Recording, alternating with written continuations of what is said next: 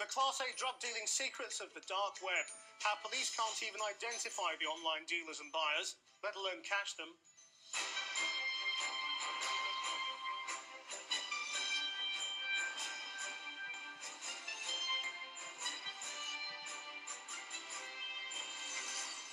Good evening. In the age of Amazon and Tesco Direct, it was only a matter of time before home delivery of Class A drugs took off on the internet. Tonight, how the dark web has become big business, letting dealers remain untraceable, transactions to be secret, and users to get their drugs direct to their door. And we reveal how law enforcement agencies across the world don't seem to know what to do about it. This is £160 worth of MDMA. It's a Class A drug, but it took us just 10 minutes to order online. Also tonight, it's been called eBay for illegal drugs, a network of relatively hidden websites where users can buy everything from ecstasy to opium with little fear of prosecution. One of the most high-profile sites shut down last week amidst fear that the network had been infiltrated by law enforcement officers. But police seem unable to stop other sites openly trading Class A drugs on what's called the dark web. Cordelia Lynch reports. It looks and sounds like a wind-up, a Silicon Valley-style advert offering you the chance to get illegal drugs sent directly to your door. So do these online drug bazaars actually deliver? This is £160 worth of MDMA. It's a Class A drug, but it took us just 10 minutes to order online. It was delivered 3 days later by first-class post. Because ecstasy tablets became unfashionable, people were selling MDMA in crystals, just like this. It's as easy as buying an item from eBay or Amazon. I was making huge profits, and that was just the beginning. Once I got bigger and better, it was more profits. It was just insane. The deals are done on the dark web, a network of hidden websites only accessible using special software. People trade with a virtual currency that's very difficult to trace. And a source close to the FBI has told us they're facing an exceptionally secure and smart enemy. Meanwhile, the sellers are cashing in. I spoke to Ryan West, who said he made more than £20,000 over 6 months. I know Australians always prefer UK because it seems like a safe country to get from instead of, like, say, the Netherlands or Germany. UK is quicker and safer. We decided to see just how easy it is to buy drugs on a site called Silk Road. Its yearly sales are reported to be over £13 million. Well, on here I can see everything from heroin, crack, ecstasy pills. The heroin here goes from $225 up to 5,000. You can even rate people. This is a system based on trust. Here the seller says 2 grams of the best Afghan brown heroin. Satisfaction guaranteed, it promises. We bought 3.5 grams of MDMA, a key ingredient in ecstasy, and 1 gram of opium. Well, the envelopes have arrived. It took just 3 days, and now we're going to find out what's inside. We're at a government licensed laboratory, and they're going to test the contents for us. John Ramsey is a toxicologist who spent nearly 3 decades analysing drugs for the police. So we've got an almost perfect match for crystal MDMA. Next, he tested the opium we ordered. So we've got one small package which could be opium. It too tested positive.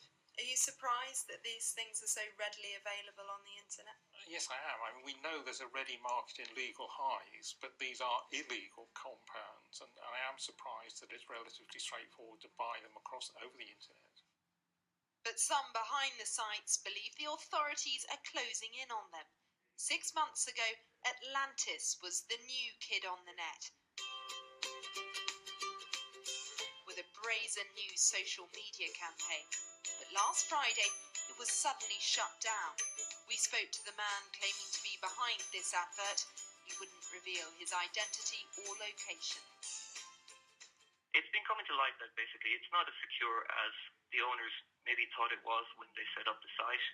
And I think that they're choosing to cut their losses now rather than potentially be tracked down. How do you justify what you do?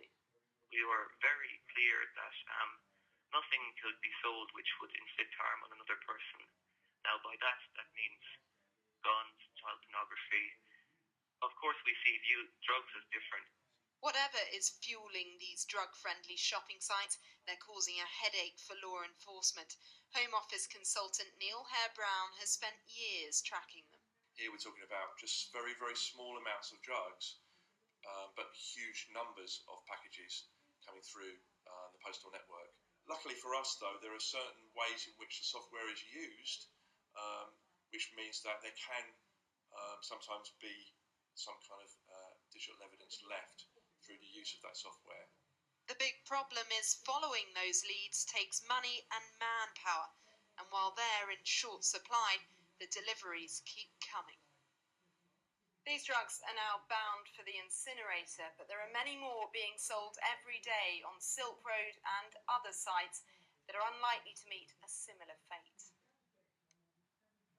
Cordelia Lynch reporting. Well, we did ask to speak to a Home Office minister this evening to discuss what action they're taking to tackle it, but no one was available. They did say that the new National Crime Agency, which goes live this month, would be focusing on illegal activities on the dark web.